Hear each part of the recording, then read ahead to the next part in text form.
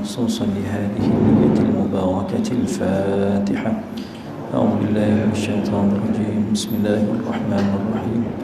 الحمد لله رب العالمين الرحمن الرحيم مالك يوم الدين.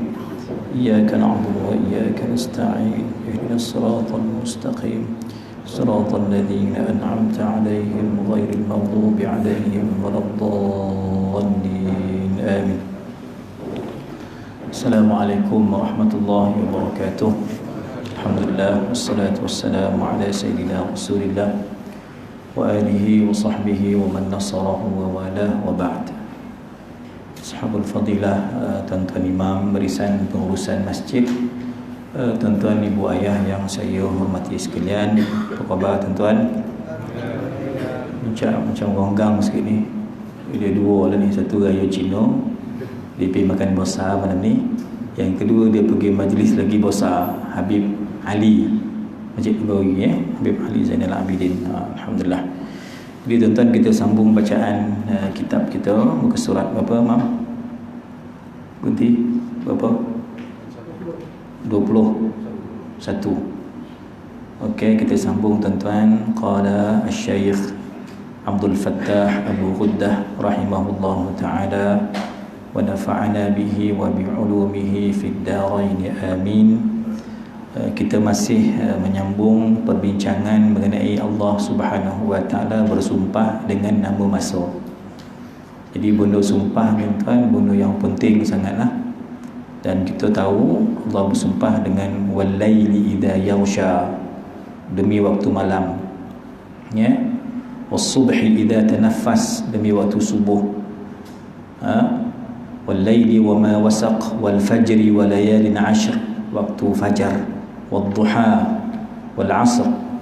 Okey, kita sambung pada muka surat 21. Wal-'asri innal insana lafi khusr. Ya, demi masa sesungguhnya manusia dalam kerugian. Betul, kita ni semua rugi. Maka kata Syekh di sini, perlu diperhatikan bahawa setiap kali Allah Subhanahu wa taala bersumpah dengan nama masa, maka ia merupakan kemuncak pada segala yang penting. Jadi pentinglah benda yang tak boleh kita ambil sambil lewa, mesti kita berikan tumpuan, ya. Maka sumpah itu mengandungi dua mesej penting. Apa mesejnya tuan-tuan? Qala, yang pertama, membebaskan Rasulullah sallallahu alaihi wa alihi wa sahbihi wa baraka wasallam daripada dituhmah sebagai dipencilkan Allah Subhanahu wa taala seperti yang didakwa oleh orang musyrik dan musuh-musuh Nabi. Tuan-tuan kan? Jadi antaranya sumpah dalam surah Ad-Duha, ya kan? Sebab apa tuan-tuan? Wahyu terputus. Kita baca muka surat 22, 22. Wahyu terputus. Maka orang kafir seronoklah lepas suratul Alaq, surah yang pertama turun malam Lailatul Qadar, malam 17 Ramadan. Kemudian ada tempoh yang jarak masa yang wahyu tak datang lagi. Jadi Nabi rasa risau. Tempoh nak wahyu tak turun tu Nabi rasa sedih. Maka ini peluang baik bagi musuh-musuh Nabi sallallahu alaihi wasallam. Tengoklah, Tuhan dah pulaukan kau, wahai Muhammad. Tuhan kau dah tak sayang kat kau, turun wahyu dia tu tak turun-turun dah. Ini satu provokasi daripada musuh mengatakan Nabi telah disisihkan oleh Allah Subhanahu wa taala. Baik. Maka jawapannya tuan, hal ini berlaku, penjelasannya, hal ini berlaku apabila terhenti turunnya wahyu kepada Nabi Muhammad sallallahu alaihi wasallam sementara waktu, dan orang musyrikin berkata Tuhanmu telah meninggalkanmu dan membencimu. Tuan-tuan, Allah jawab, Allah jelaskan. Relaxlah dulu musyrikin. Antara asbab tuan-tuan sekalian yang menyebabkan wahyu terhenti, ketika mana malaikat Jibril alaihi salam nak bawa wahyu masuk dalam rumah. Dalam rumah Nabi ada seekor anak anjing yang bersembunyi. Anak anjing masuk, ya, masuk celah katil ke macam mana, menyebabkan hadis kata dua sebab malaikat rahmat tak boleh masuk rumah. Satu, ada anjing. Yang kedua, ada patung berhala. Boleh? Tapi kalau kita letak patung berhala, malaikat yang boleh masuk malaikat apa? Israel tak kira, dia masuk je. Kita menunjuk dalam patung pun dia masuk. Tapi malaikat rahmat tak boleh masuk. Hatta malaikat Jibril alaihi salam yang dipanggil sebagai Aminul Wahyi. Aminul Wahyi, ketua malaikat yang membawa wahyu pun dia terhalang untuk masuk menyampaikan wahyu kerana ada anak anjing yang bersembunyi dalam rumah Nabi sallallahu alaihi wasallam. Okey, timbul perbincangan ulama bagaimana pula gambar, foto, WhatsApp, gambar-gambar itu tu kita print kan, kita gantung. Itu ada khilaf di kalangan ulama. Ada khabar kalau gambar setakat kepala yo, muka yo, tu boleh. Okey. Ada kata pula kalau boleh elakkan gambar penuh, muka sampai ujung kaki, elakkan gambar penuh digantung besar-besar. Biasa kita macam itulah ruang tamu kita kan. Keluarga kita pergi konvo anak, pergi kenduri kahwin, kita nak tunjuklah gambar kita. Tapi tuan-tuan punya gambar tahun 70-an lagi jangan tunjuk lagi. Masa gambar tak pakai tudung, pakai skirt, masa tari menari, gambar tu jangan tunjuk mana, cover-cover sikit. Tu zaman jahiliah, zaman tak ada masjid lagi masa tu, tak pergi masjid. Jadi gambar ni pun tuan-tuan, saya kata tadi, kalau kita pergi di Rusaifah. Rusaifah ni merupakan tempat Syekhuna almarhum Syekh Prof Dr. Said Muhammad Alawi Al-Maliki. Kalau pergi Mekah, saya akan pergi ke situlah ziarah. Pusat ilmu, ulama besar di situ, Syekh Muhammad Alawi Al-Maliki. Dalam rumah dia tuan, rumah itu merupakan tempat pengajian. Ulama Mekah tuan-tuan kayu-kayu. Ulama Mekah, Syekh Ismail Osman Zain, guru Syekh Nuruddin, kayu. Ulama Mekah secara umum yang kita kenal kayu. Masuk kayu dia tuan, dia ada apartment sendiri. Pengajian dia besar, sebesar hall sampai ke parking tu. Pengajian dia di rumah dia. Jadi tempat tinggal dia atas lah, tingkat 2, tingkat 3. Tapi pengajian dia, semua tetamu musim haji, musim umrah datang berkunjung, berziarah, dia akan datang besar. Tapi yang saya nak kaitkan ialah dia tak ada letak gambar dia. Dia alim besar, Said Muhammad Alawi Maliki, murid kepada Syekh Saleh Ja'fari, tarikat yang saya bawa ni. Dan tuan-tuan, kemudian gambar Kaabah, gambar makam Nabi, gambar mungkin Hijr Ismail lah, itu yang dia fokus. Dia tak letak gambar dia, gambar abah dia, gambar atuk dia. Walaupun keturunan dia keturunan Nabi dan mereka memang orang alim. Tapi itu trend dia. Dia tak gemar untuk letakkan tayang gambar kepada student, kepada jemaah, kepada murid, tak. Itu cara dia. Mungkin dia mengambil pendekatan gambar ni tak, walaupun hukum kurang-kurang pun makruh lah. Itu orang alim, orang yang memang level tok kenali. Kita yang tak apa-apa dikenali ni tak payahlah letak gambar besar-besar dah. Taklah sikit-sikit kenangan dalam album, okey. Tapi digantung, itu yang menjadi perbincangan. Saya tak kata haram, kan? Saya tak kata haram, tapi ulama kata paling pun makruh. Jadi kita berpada-padalah nak bergambar tu, ya.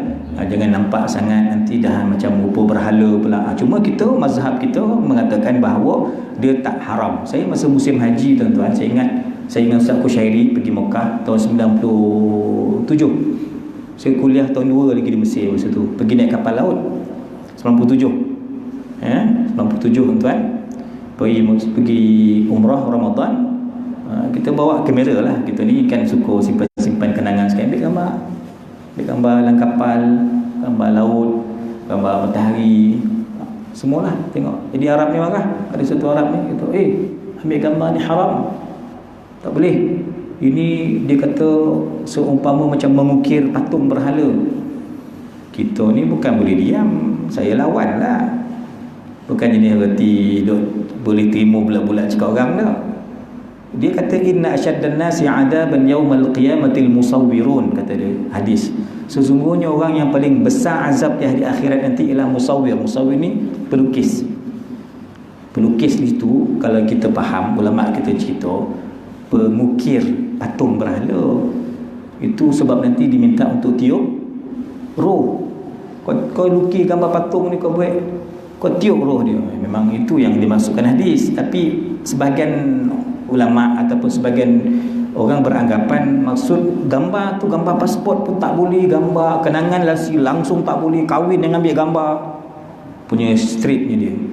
Jadi saya kata tak, ini bukan hadis tu, maksud dia patung, bukan gambar fotografi, bukan gambar kamera, bukan gambar handphone. Itu jawapan yang cuba saya berikan ya kan tuan-tuan. Jadi jelas tadi kenapa wahyu tertangguh, ya, kerana ada anjing, anak anjing. Ini hari ini tuan-tuan, seminggu ni kita kelakar juga kan, keluar gambar orang DAB seorang tu Melayu kata babi ni satu binatang yang mesti kita bela dia, yang ada banyak jasa. Alah, kau tak ada kerja lain kau nak cakap, tak ada kerja lain dah. Itu petang tadi ada orang pucak alam hantar WhatsApp kat saya, satu doktor kata jasa-jasa babi. Saya kata dah kenapa dunia ni cerita pasal babi pula dah tak ada cerita lain kau nak cerita. Kita tahulah tuan, siapa boleh nafikan babi itu makhluk Allah Ta'ala? Memanglah semua ada kat muka bumi ni, mana ada makhluk lain, Allah yang cipta. Tapi yang kau jadi bengong cerita pasal babi-babi ni apa pasal apa kan, kita pun jadi itu kita kata asalkan anjing tadi pun problem, ini pula kalau partner yang lebih berat lagi mughalladahnya tentang khinzir, maka kita jangan buang masa tuan-tuan. Baik, qala Allah jelaskan dalam firman wadduha wal laili idza saja ma wadda'aka rabbuka wa ma qala, demi waktu duha, sepenggalahan naik matahari, demi waktu malam idza saja, waktu malam dah sunyi gelap. Kemudian ma wadda'aka rabbuka wa ma qala, Tuhanmu tidak meninggalkan kamu dan tidak membenci kamu. Ini sebagai respon terhadap tuduhan orang kafir yang mengatakan wahyu terputus, tandanya Allah benci Nabi. Tidak begitu. Saya dah jelaskan tadi antara penyebab kelewatan penangguhan wahyu itu, Sayyidina Jibril tak boleh masuk rumah kerana ada seekor anak anjing yang bersembunyi dalam rumah baginda sallallahu alaihi wasallam. Okey, itu mesej yang pertama, nak bersihkan nama Nabi. Mesej yang kedua ialah menerangkan betapa seluruh manusia berada dalam kerugian. Tak ada yang kecuali. Dia ustaz, dia imam, dia YB, dia exco, dia pencen, dia berkojo, dia pergi raya Cina, dia pergi di Bali. Semua orang tuan-tuan tak ada yang berkecuali. Semua rugi. Kecuali Allah bagi yang beriman dan beramal soleh, dan kemudian watawasau bil haqqi watawasau bis sabr, sentiasa berpesan-pesan, bagi nasihat, sentiasa tegur menegur. Dengan apa tuan konsepnya? Bil haqqi wa bis sabri, dengan kebenaran dan dengan kesabaran. Ini yang selamat tuan-tuan. Ya. Baik, selesai. Jadi inilah beberapa petikan ayat yang berbicara tentang nilai masa yang dikaitkan dengan sumpah. Okey. Qala, selanjutnya tuan-tuan, huraian Imam Fakhruddin Ar-Razi mengenai nilai masa dan kemuliaannya. Okey. Imam Fakhruddin Ar-Razi ada satu kitab tafsir, namanya Mafatihul Ghaib. Apa tuan-tuan ditulis? Allah Subhanahu wa taala bersumpah dengan demi waktu asar, dengan lama masa. Kenapa? Masuk banyak keajaiban, bondo yang pelik. Kenapa tuan-tuan? Kata Imam Ar-Razi, kerana tuan-tuan, dengan masa kita boleh bahagia, dengan masa juga kita boleh celaka. Na'udzubillah. Bahagia dengan erti kata kita mengisinya dengan ketaatan. Celaka tuan-tuan dengan erti kata kita memusnahkan masa kita dengan kemaksiatan. Itu masuk juga. Kalau masa maghrib tidak diisi dengan kuliah, mungkin kita berburak. Kalau maghrib kita tidak ke masjid, mungkin kita dengan TV. Kan tuan-tuan jadi itu masanya sama je, 8.9, 8.45, sama je masanya, 45 minit. Cuma boleh jadi bahagia, boleh jadi sengsara, sihat dan sakit dengan masa.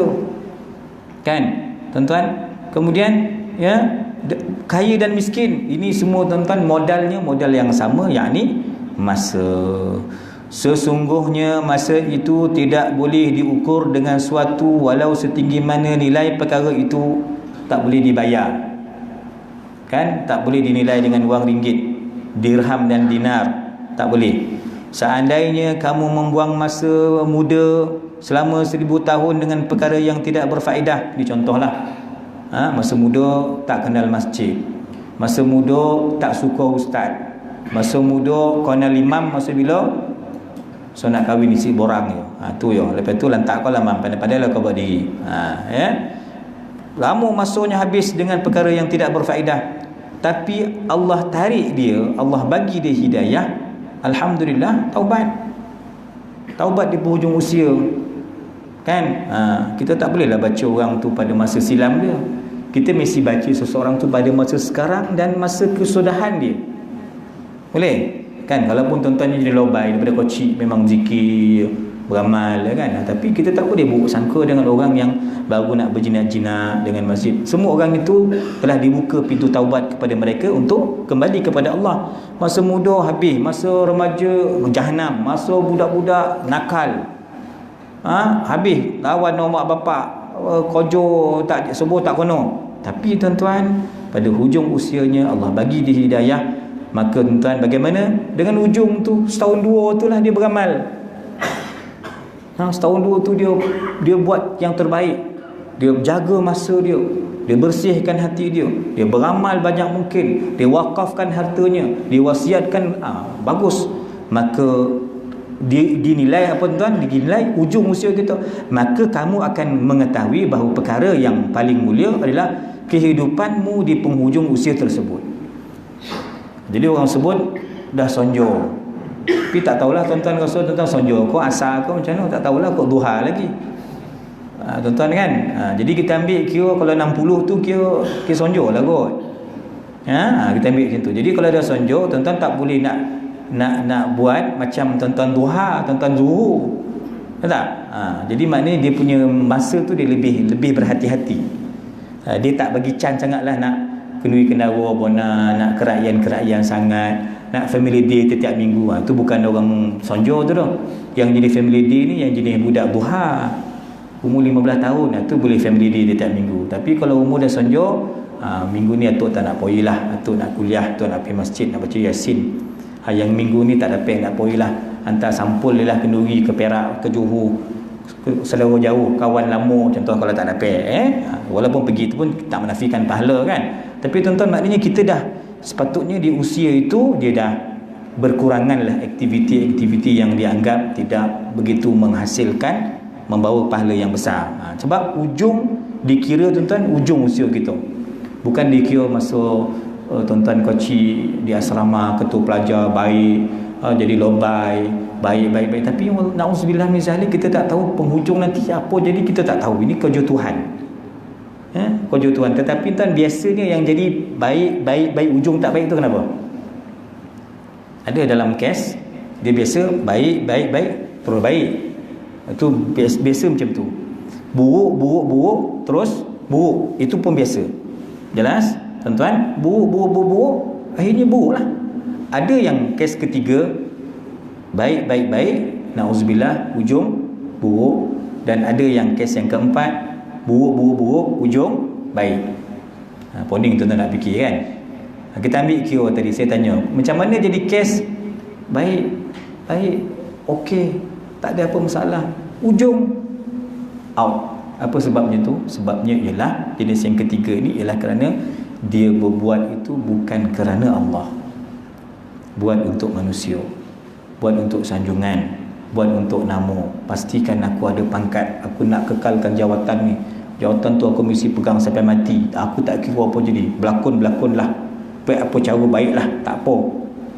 Na'udzubillah, akhirnya pada penghujung usianya mati dalam su'ul khatimah. Yang berlaku tu kenapa? Sebab niatnya itu memang buruk, dia berlakon jadi baik. Jadi kita minta kita ni dah baik ni, insya-Allah biar penghujung kita pun terus baik.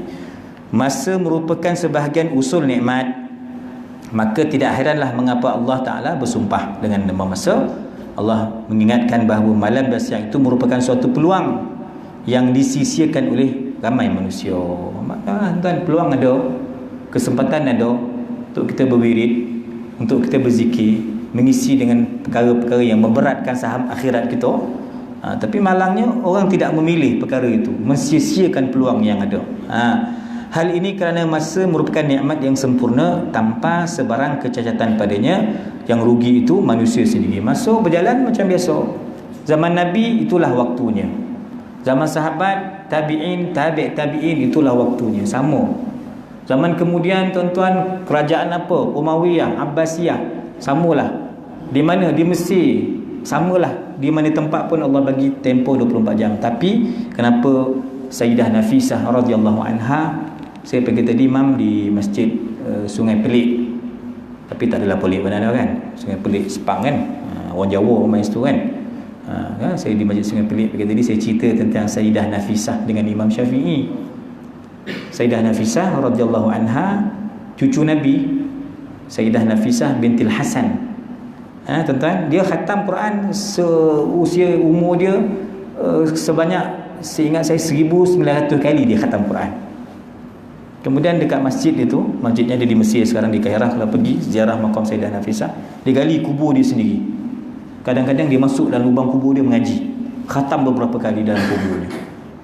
Imam Syafi'i tuan-tuan kalau sakit, dia akan utus Bilal dia, namanya Rabi', kau pergi, dia nak WhatsApp lain tak ada, kata Imam Syafi'i, kau pergi jumpa Sayyidah Nafisah, sebab sama-sama di Mesir. Imam Syafi'i pun duduk di hujung usianya, duduk Mesir. Sayyidah Nafisah pun berhijrah daripada Madinah, duduk di Mesir. Maka Imam Syafi'i akan utuskan Bilal, Rabi', nama Bilal itu muazzin dia, kau pergi jumpa Sayyidah Nafisah. Dia pun tuan guru, kenapa Imam Syafi'i? Pergi sampaikan, suruh doakan aku sakit, aku demam, aku ada masalah kesihatan. Imam Syafi'i tuan-tuan yang mustajab doa itu pun berharap kepada doa Ahlul Bait, keluarga Nabi yang lain.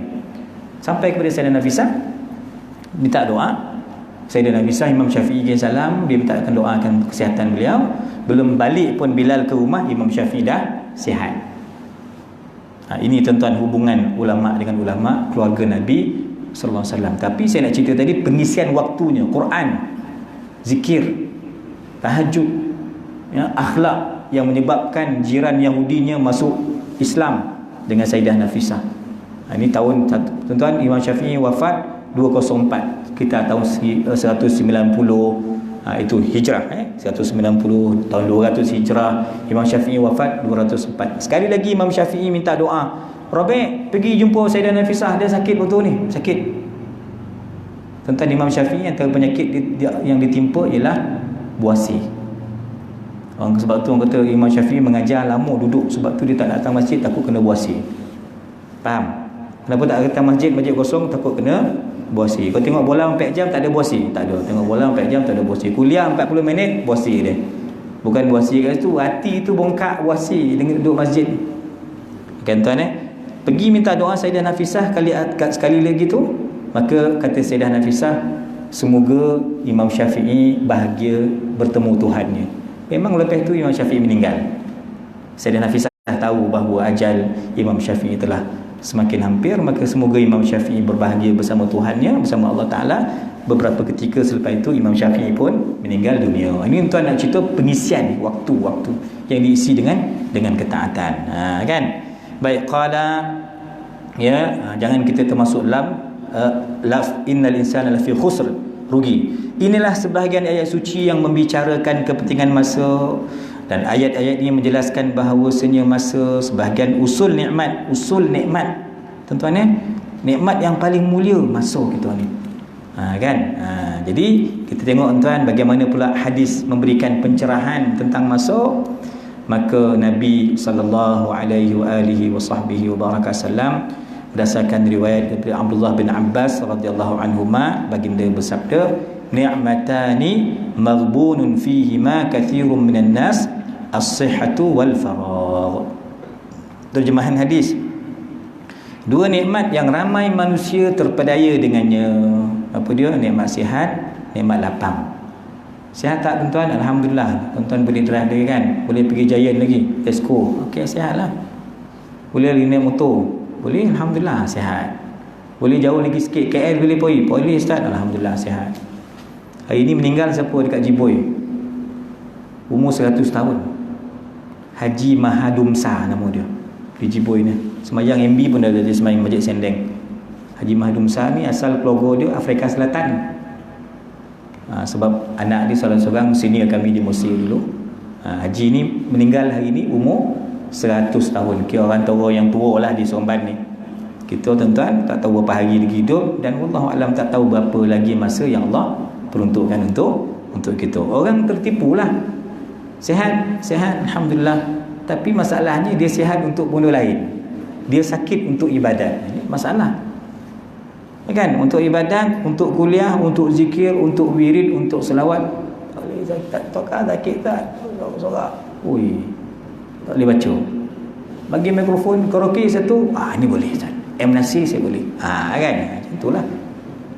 Bagi apa tuan-tuan, dia sorak-sorak. Dia songal-songal badan. Bongkak-bongkak ginjal, kan? Tapi kalau benda yang tak bawa kepada ketaatan ataupun yang menjurus kepada perkara yang melalaikan, dia sihat. Ini penyakit hati, iman. Ataupun faragh, lapang. Dia ada lapang. Masa kita tuan sama dengan masa Sayyidah Nafisah. Masa kita sama dengan masa Imam Syafi'i, sama 24 jam. Tapi tuan-tuan, kenapa tak boleh isi? Sebab keberkatan masa telah dicabut kepada kita. Nampak tak? Kan? Dah 2019. 2 kali kelas syuhada dah 2020. Ustaz, dah khatam dah Ustaz. Masa tuan-tuan tengok nanti sangat cepat berlalu. Allah cabut masa kita, kan? Kan tuan-tuan. Tapi orang dulu tuan, masa mereka memang diisi sebaik mungkin. Masa kita na'udzubillah dibuang sehabis mungkin. Itu beza dia tuan-tuan, kan? Jadi masa sihat, masa lapang ini ramai. Sebab tu kata apa? Masa anugerah besar, nikmat agung. Hanya yang diberi taufik dan keunggulan sahaja mampu menilai masa, mengisi masa dengan baik. Betul tak tuan-tuan? Sama je. Makan boleh, sama boleh. Basmati sama boleh. Boleh kencing manis sama, kan? Minum petang tadi sama, teh tarik sama, makan sama, sarapan sama. Tapi dia rajin pergi kuliah, yang kita malas pergi kuliah. Apa masalah tuan? Tak ada taufik. Taufik ni anugerah Allah Subhanahu Wa Taala kepada orang yang dipilih. Soalan kita, Allah tak adil lah, kenapa Allah tak pilih saya? Tidak tuan-tuan, Allah Maha Adil. Kita yang menzalimi diri kita, sebab dengan asbab perangai kita, Allah tak tarik kita menerima anugerah taufiknya. Tu kan? Baik tuan-tuan. Baik. Jadi disebut apa tuan-tuan? Itu jelas, ini jelas yang disebut dalam hadis, ramai, kathirun minan nas, ramai yang terpedaya. Bukan sikit-sikit ni dah, ramai, majority 90%, 95% habis terpedaya dengan dua nikmat tadi, nikmat sihat dengan nikmat lapang. Tuan-tuan, ramai orang terpedaya, mensia-siakan. Baik. Kemudian kata Syekh di sini, cemburu buta di sisi abid dan alim. Boleh? Abid apa tuan? Ahli ibadah. Abid ahli ibadah, alim ahli ilmu. Ada tak tuan-tuan orang alim yang tidak abid? Ilmu banyak tapi malah ibadat? Ada tak tuan-tuan ahli ibadat yang tidak alim? Ada tak? Ada orang ahli ibadat tapi tak ada ilmu. Ini kacau. Beramal, buat beratib, rajin, berzikir bagus, syukur, tapi tak nak mengaji. Dan kalau kelas ni dia tak ikut dah. Kalau do Yasin, dia datang malam Jumaat. Kalau kuliah-kuliah ni, dan sorry lah, sebab dan rasa sama yang ustaz tu cerita, bila tu yo balik kata kan. Kalau tu tuan ambil tauliah, tuan mengajar depannya, kan? Tuan-tuan, nanti kita akan terperangkap dengan beramal tanpa ilmu, kan? Poi dapat tiba-tiba, dulu masa 1MDB dulu ada jemaah dapat tajaan pergi haji percuma, kan?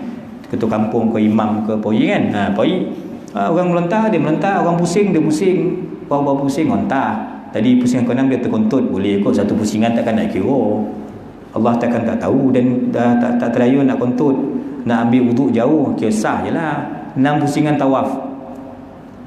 Tuan-tuan, berlaku pada jemaah kita, kan? Nak cerita kat ustaz kat Mekah Sogan, balik Malaysia baru cerita. Tak sah. Tergantung haji tu. Kena korban, kena sembelih seekor kambing dulu nak tahallul. Betul, dalam masa terdekat ada rezeki, kena pergi balik, repeat balik. Ini maknanya beramal tanpa ilmu. Beza tuan-tuan. Tuan-tuan beramal dengan ilmu lain. Sebab ilmu itu dia kualiti. Kita buat sikit tapi dia kualiti. Itu ilmu. Kan? Daripada kita buat banyak, main hantam semangat, 2 hari buat pancit, lepas tu tak boleh buat dah. Tak jadi wali pun dan tak jadilah. Tak nak baca lah lepas tu. Itu sebab beramal tanpa ilmu. Jadi ada abid tuan-tuan yang alim. Tuan-tuan guru kita semua orang alim dan ahli ibadah. Kata Imam Ibnul Qayyim dalam kitab Madarijus Salikin, ketika berbicara mengenai cemburu dan keterlibatannya dalam banyak perkara, dan Imam Ibnul Qayyim menyebutkan di antaranya cemburu ke atas waktu. Ya, dia kata apa? Tuan-tuan, cemburu terhadap masa yang telah berlalu. Masa dah habis tuan-tuan, kita tak boleh nak konstan dah. Kan dulu masa muda-muda kalau dia pergi pondok kan bagus, dapat dan jadi imam. Kan kalau dulu dia pergi emosi kan elok, dapat dan jadi ustaz. Tuan-tuan, tak ada dah, yang dah sudah tu sudah. Dulu kalau dan cena sikit, handsome sikit, dapat bini lawa sikit, tak dah. Itulah bini kita yang ada tu. Tak payah nak gostan-gostan balik dah tuan. Ya. Kenapa? Kerana sesungguhnya masa itu terlalu cepat berlalu dan tidak akan kembali. Waktu di sisi ahli ibadah adalah waktu untuk berzikir, beribadah, berwirid, berselawat, berkuliah, untuk ilmu. Itu tuan-tuan ahli ibadah. Wirid, jaga amalan, lepas asar baca apa, lepas subuh berapa buka surat Quran nak baca, lepas asar baca maksurat ke, dia ada wirid. Kemudian tuan-tuan, itulah dia di sisi orang yang sedang salik kepada Allah. Itu menuju Tuhan tu kita panggil apa? Salik. Kita sekarang tuan-tuan sedang salik kepada Allah Ta'ala. Kita akan sampai ke peringkat wasil. Wasil tu dah sampai, tapi kita ni tuan rasanya tak sampai-sampai ni tau. Kenapa saya kata tak sampai-sampai? Kalau kita sampai tuan-tuan, tak ada macam ni ragam kita beramal tau. Kalau kita sampai tuan dah, dunia ni tak nampak dah. Tak nampak artinya nikmat dunia ni dah tak rasa apa dah. Dia macam Sayyidina Harisah, sahabat Nabi. Macam mana iman pagi ni Sayyidina Harisah? Macam mana pagi ni? Dia kata, aku beriman betul-betul ni. Aku nampak arash Allah, kata Sayyidina Harisah. Aku nampak ahli syurga sedang menerima bernikmat-nikmat, sedang berkunjung sesama mereka, kata Sayyidina Harisah. Apa lagi kata Nabi SAW? Apa lagi yang kau nampak? Aku nampak orang neraka, na'udzubillah, ashabus shimal yang sedang diseksa. Maka aku ni, badan aku memang dunia, kojo memang dunia, tapi hati aku, perasaan aku bukan lagi untuk dunia, tapi untuk Allah dan akhirat. Ini kalau dah sampai maqam tu. Tapi tuan jangan sebab kita tak sampai kita berhenti. Kita sekarang sedang berjalan, salik. Berjalan beramal lah. Berjemaah jaga. Tak khusyuk lah ustaz. Tak apa, datang juga semayang juga berjemaah. Ustaz tak boleh lah, belum lagi. Memang belum lah, tak apa, buat. Ini kadar mampu yang kita ada. Selebihnya kita serahkan kepada Allah Ta'ala, kan? Tuan-tuan baik. Kemudian dia kata apa? Berhimpun serta menghadap Allah dengan sepenuh hati. Jangan separuh hati, jangan sambil lewo, jangan acah-acah dalam ibadah, berolok-olok dalam beribadah. Waktu merupakan masa yang paling bernilai di sisi alim dan abid tadi tuan-tuan. Rasa cemburu akan menyelubunginya sekiranya ia berlalu dengan selain daripada tujuan yang disebutkan di atas. Jadi kalau tak dapat punya menyesal tuan-tuan, tanda menyesal ni tanda orang baik tau. Sebab tu Nabi kata an-nadam taubah. Dua perkataan yang disebut, an-nadamu taubatun. Menyesal itu sebenarnya satu taubat. Menyesal aku datang lambat, menyesal aku tak pergi masjid, menyesal aku tak ikut kuliah Habib, menyesal aku saya tak join zikir, menyesal tuan. Sebenarnya rasa kecewa tu satu perasaan yang baik. Tapi kalau kita terlepas peluang beramal, tak dapat ikut pengajian, tak dapat sama-sama menyumbang tenaga, kita rasa relax, sadin ni muka, itu tak baik. Itu sebenarnya tuan, hati kita hati yang tak baik. Tapi hati yang baik tuan, dia akan rasa menyesal, Allah rugi lah tak dapat join. Mesti rasa macam tu. Itu tanda tuan-tuan dah ada cebisan taufik pada kita. Tapi janganlah 8 tahun dah menyesal, azam tahun baru ke main handa, 18 azam tahun baru nak datang awal, nak tolong review masjid, nak jaga masjid, bukan main banyak, satu bodoh tak buat tu. Janganlah azam yang boleh harap kan langsung tak buat. Tapi mesti ada perasaan Tapi masalah tuan-tuan, dia tak bab akhirat dia tak menyesal, bab dunia. Kan, tawaran murah, Musangking. Dulu Musangking RM70, RM80 tak. Semalam kat PD adik saya beli RM25. Dah turun lagu lah, RM30. Menyesal lah tak dapat beli. Habis pula dia dengar kat PD ada mantin dan poin mantin dah habis. Gila betul orang tu lah, apa peniaga ni langsung tak ada perasaan, simpanlah sikit dia datang ni, contoh kan, punya menyesal gitu kan. Betul lah, bukanlah salah menyesal dah. Kita nak makan benda tu halal, kita ada usaha nak cari, okey. Tapi kenapa tak menyesal dalam perkara akhirat seperti menyesalnya kita dalam perkara keduniaan? Itu pertimbangannya tuan-tuan. Kan? Jadi kita adil lah. Bab dunia kita menyesal, okey. Bab akhirat pun kita mestilah menyesal, rasa rugi. Sikit lagi. Masa yang berlalu tidak mungkin dapat dikejar sama sekali. Kenapa tuan-tuan? Masa yang berlalu itu menuntut kepada kewajipan yang lain. Nampak tak? Ni Isyak kena sembahyang Isyak waktu maghrib dah habis. Boleh? Lepas Isyak kan tuan-tuan, kita pun baliklah makan ke, tengok TV ke, rehat sikit, lalap. Subuh pukul 6 esok dah kira subuh, dah tak nak cerita Isyak dah, kira subuh. Lepas subuh pun kita pun baliklah, esok pergi kerja ke apa, pergi pasar ke, buat aktiviti ke, main rumah ke, dah pukul 1 Zuhur. Ini cerita Zuhur pula, subuh dah habis. Setiap waktu menuntut kepada kewajipan masing-masing. Umur kita tuan-tuan tahun ni berapa? 66. Cerita 66, jangan cerita 65. 66 penyerit. Sekarang berapa Haji? 55. Cerita 55 penyerit, jangan cerita 54. Cerita tuan mesti cerita yang semasa. Sebab waktu yang berikut, waktu yang kedua menuntut kepada kewajipan yang lain. Makna cemburu yang membunuh adalah kerana kesannya menyerupai membunuh. Lebih-lebih lagi jika orang yang menyesal itu mengetahui bahawa tiada lagi ruang untuknya mengejar. Macam mana nak kejar? Taubatlah, insaflah, berubahlah. Tapi kalau kita tak pernah berubah, macam tu ragam gitu, akan penyesalan atas penyesalan, kerugian atas kerugian. Dia cemburu atas nama yang berlalu juga bermaksud membuang masa yang lain, seperti mana pepatah yang disebut, masa yang berlalu jangan dikenang. Waktu itu macam pedang, kalau kita tak potong dia tuan, dia potong kita. Kalau tak isi dia akan habiskan masa kita, usia kita dengan perkara yang tidak bermanfaat ataupun perkara yang sia-sia. Ya, qala, waktu akan berakhir dan berlalu. InsyaAllah kita sambung pada pengajian yang akan datang. Wallahu alam. Jadi mudah-mudahan sedikit bacaan perbincangan ini ada manfaat untuk kita lebih bermotivasi, bersemangat untuk mengisi masa kita dengan segala ketaatan. Wallahu alam. Assalamualaikum warahmatullahi wabarakatuh.